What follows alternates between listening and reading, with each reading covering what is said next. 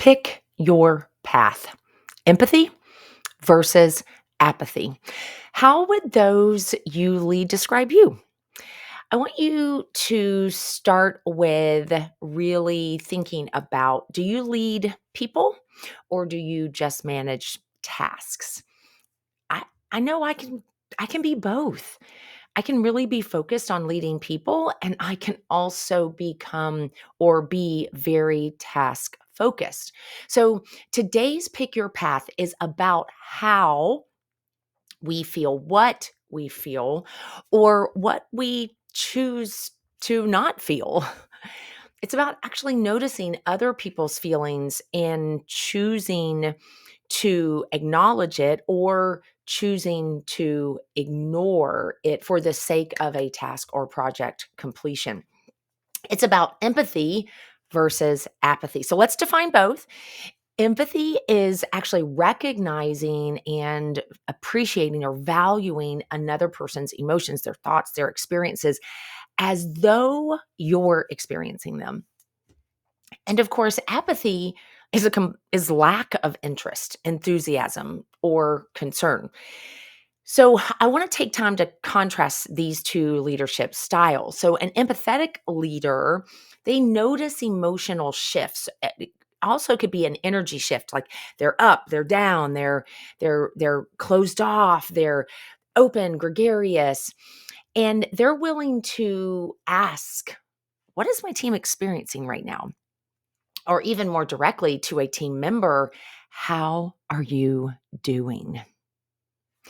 Understand in an empathetic leader that performance isn't tied just to a job description. It's actually tied to a person's life. And what's happening in their life is going to impact their fulfillment of what their job description says. An apathetic leader stays focused on results, getting the job done. They might ignore warning signs of burnout. Why? Because they just want to get the job done. And in an apathetic state, like a leader believes emotions are a distraction from productivity. So an apathetic leader may say, like, well, their personal struggles don't concern me. Get the job done regardless of how you feel. And I can say that I know those very words have come out of my mouth, especially as it relates to the parenting of my two now young men, where I was just in that mindset of, I don't care how you feel. I want you to get it done. So please hear me. I'm not suggesting that being empathetic means you have to lower a standard. Okay, no, it's actually about being the rising emotional tide that lifts all ships because you're lifting people so that they can meet the standard. I coach a lot of leaders who they didn't even realize how silent their team had become, not because they didn't care, but because they had become task focused and they weren't noticing or even listening. And so when they finally paused to really ask, like, hey, what's going on with you guys right now? Or what's going on with you as a team?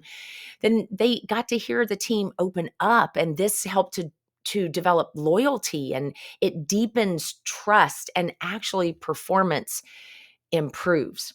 So I want to ask you, who on your team might be carrying more than you realize?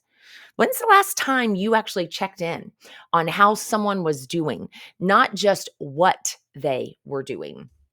Here are three practical ways to lead with empathy. Not an exhaustive list, but a helpful one. First, ask rather than assume. You're asking the person, hey, how are you holding up? That question alone can go a long way.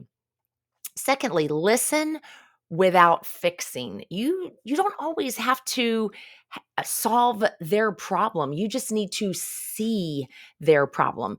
Asking, this is a great question, do you need a listening ear or a solution ear? For some, just you being willing to listen as they pour out what's going on actually will assist them in wrangling the emotions that are actually keeping them distracted. And it can help them to get refocused on that task or project at hand. I want you to think of it like a pressure valve release, helps to release the pressure of all the emotions from within. Number three, acknowledge effort, not just output. You want to let people know you value them, what they're bringing, not just what they produce.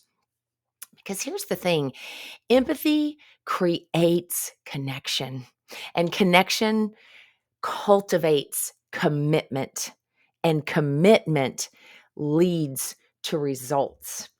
So I want to challenge you this week. Pick one person on your team and ask them, hey, what's going on in your life right now? What are you experiencing right now? Or how are you doing? And then listen, really listen. The greatest leaders don't just move projects forward, they move people forward. So pick your path, empathy or apathy. The choice you make shapes the culture that you lead tomorrow. I'm Elizabeth Mahusai, executive business coach, corporate trainer, keynote speaker, and the international best-selling author of Pick Your Path. And I look forward to you choosing your path wisely.